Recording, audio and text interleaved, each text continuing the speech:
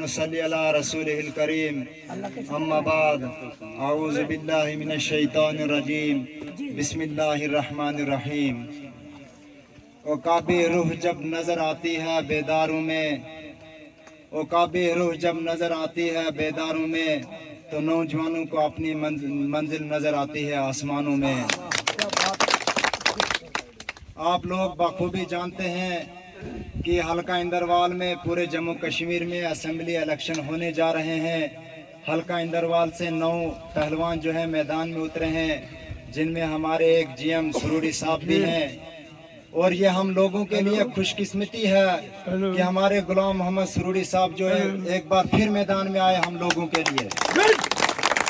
اور آپ لوگ جانتے ہی ہیں کہ ہمارے ساتھ بڑے بڑے دعوے کیے گئے،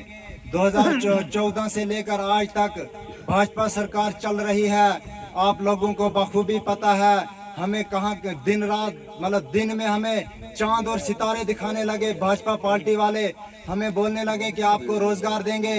آپ کو یہ دیں گے وہ دیں گے، لیکن ابھی تک زمینی سطح پر ہمیں کچھ نہیں ملا۔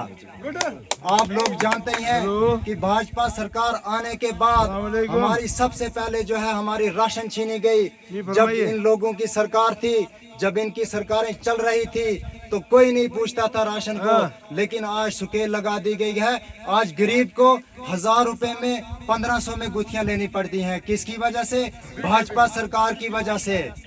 کیونکہ اس وقت موقع ہے،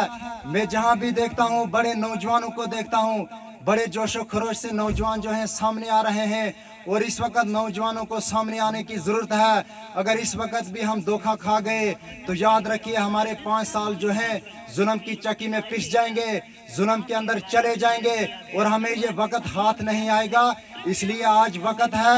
آج موقع ہے ہمیں ظالموں کو جواب دینے کے لیے، ہمیں ظالموں کے خلاف لڑنا ہے، اور جناب غلام محمد سروڑی صاحب کو کامیاب کرنا ہے۔ سروڑی صاحب کی کامیابی ہماری نوجوانوں کی کامیابی ہے۔ میں سروڑی صاحب کو کہنا چاہتا ہوں کہ ہم نوجوان اگر ابھر کر آپ کے ساتھ آپ کے سامنے آئے ہیں، اور آپ کو بھی نوجوانوں کا خیال رکھنا چاہیے۔ ہمارا وعدہ ہے کہ ہم آپ کو جتا کر اسمبلی میں بھیجیں گے، لیکن آپ نے بھی ہمارے ساتھ وعدہ کرنا ہے کہ سب سے پہلے اسمبلی میں نوجوانوں کی بات ہونی چاہیے،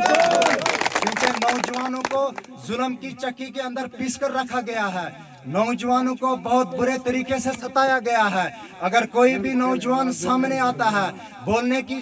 بات کرتا ہے تو ان کو ڈرایا جاتا ہے، کبھی بلیک میلر بنایا جاتا ہے۔ آپ لوگوں کو بخوبی پتہ ہوگا چند دنوں پہلے سب سے اگر سوچا جائے ہندوستان میں اگر آگے ہندوستان کو بڑھانے والا تعلیمی ادارہ ہے، لیکن ان لوگوں نے تعلیمی ادارے کو بھی نہیں چھوڑا ہے، انہوں نے اس میں بھی سکیم کیا ہے، اور ہم انشاءاللہ الیکشن کے بعد ان لوگوں کو دکھائیں گے کہ ہمارے بچوں کی گردنیں انہوں نے کیسے کاٹی، اور انہوں نے ایجوکیشن ڈپارٹمنٹ کے اندر سکیم کیوں کیا ہے، یہ ہم ان کو الیکشن کے بعد بتائیں گے۔ آپ لوگوں کو بخوبی پتہ ہے جب سکولوں کی آواز اٹھائی تو یہی بھاجپا سرکار کے جو نیتا ہیں جو آج ہم سے ووٹ مانگنے آتے ہیں، اور اب بدقسمتی یہ ہے کہ کبھی ہمارے سامنے ووٹ کی بات نہیں لگائے اور ہمارے سامنے نہیں آئے، لیکن ہم ان کو جواب دیتے کہ اس وقت ہم بلیک میلر تھے، اس وقت ہم او جی ڈبلیو تھے، تو آج کس منہ سے وہ ہم سے ووٹ مانگنے آ رہے ہیں؟ ارے ہمارے بچوں کے مستقبل کاٹ رہے ہیں، ہمارے بچوں کی گردنیں کاٹ رہے ہیں، اور آج ہمیں بولتے ہیں کہ بھائی ہمیں ووٹ دو،